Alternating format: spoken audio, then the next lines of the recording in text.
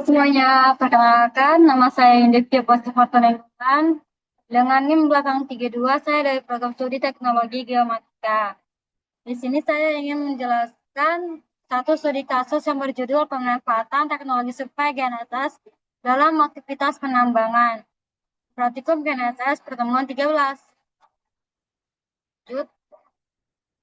Sini saya punya daftar isi yang memiliki 6 kecakupan. Yang pertama, apa itu GNSS, mengapa tambang butuh GNSS, metode survei GNSS, dan aplikasi di bidang pertambangan, lalu kerja survei dan tantangan solusi kesimpulan.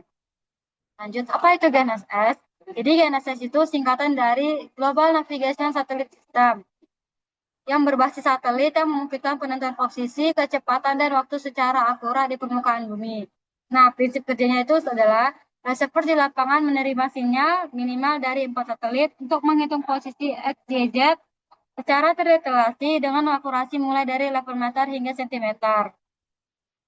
Mengapa pertambangan membutuhkan GNSS? Di sini saya mengambil 4 contoh kecakupan. Yang pertama, satu, area kerja sangat luas.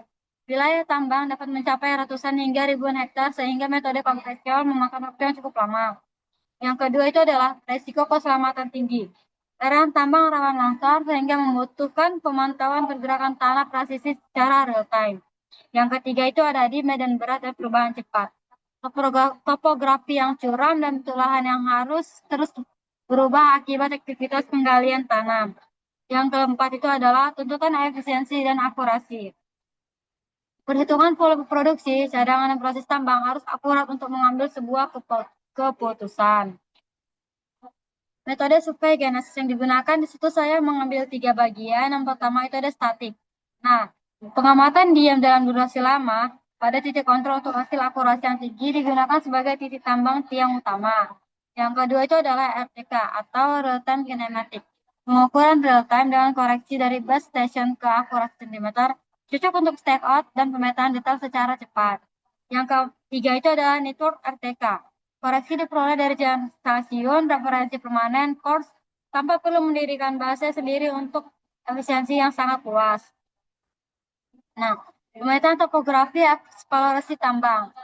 RTK digunakan untuk memetakan kondisi permukaan area tambang secara detail sebelum melakukan kegiatan penambangan dimulai. Manfaatnya apa? Di sini saya mengambil 3 manfaat. Yang pertama itu menghasilkan peta situasi dan kontur secara akurat. Yang kedua itu identifikasi sebaran potensi cadangan mineral.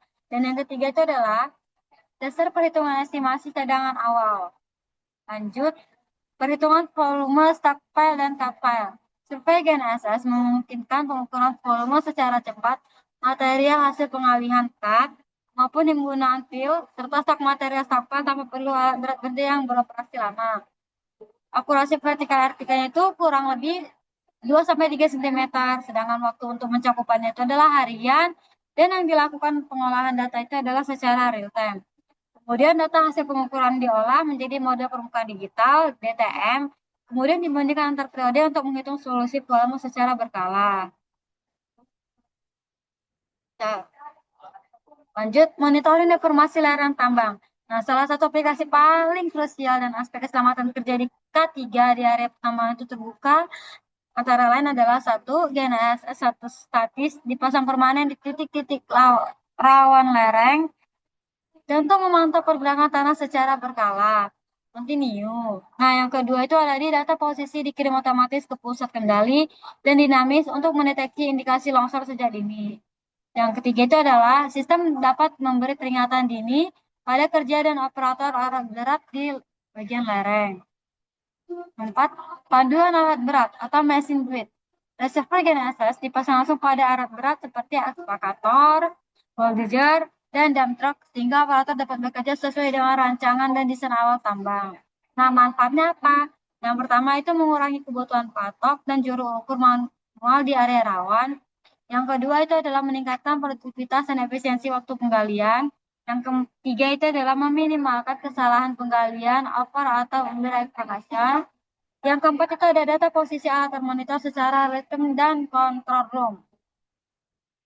Alur kerja di sini saya mengambil 5 alur kerja. Yang pertama itu adalah perencanaan, menentukan titik kontrol dan metode survei sesuai dengan kebutuhan.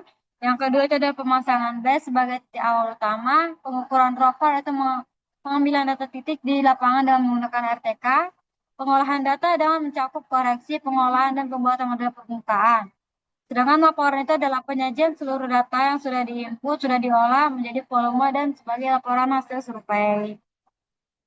Nah, evaluasi tantangan dan solusi penerapan GNSS. Tantangan yang pertama itu adalah sinyal terhalang oleh tebing tinggi. Nah, solusi yang bisa kita ambil adalah kombinasi dengan total station atau pemasangan repeat sinyal. Tantangan yang kedua itu cuaca ekstrim dan medan sulit dijangkau. Perencanaan jadwal survei dan penggunaan drone UV sebagai pendukung adalah solusi dari tantangan tersebut. Perubahan untuk lahan yang sangat cepat. Nah, solusi yang kita dapat lakukan adalah survei berkala, terjadwal, dan integrasi data otomatis ke sistem. Sedangkan yang keempat adalah kebutuhan operator terlatih di lapangan. Pelatihan rutin SDM dan SOP menggunakan persiapan alat GNSS. Sampai lagi kesimpulan GNSS, fondasi presisi industri pertambangan modern. Nah, manfaat yang bisa kita ambil dari laporan saya tadi adalah satu, mempercepat dan meningkatkan akurasi pemetaan area tambang yang luas dan kompleks. Yang kedua, mendukung perhitungan volume produksi dan pengambilan keputusan operasional yang tepat. Yang ketiga, menjadi tulang punggung dan sistem keselamatan melalui monitoring informasi secara real time.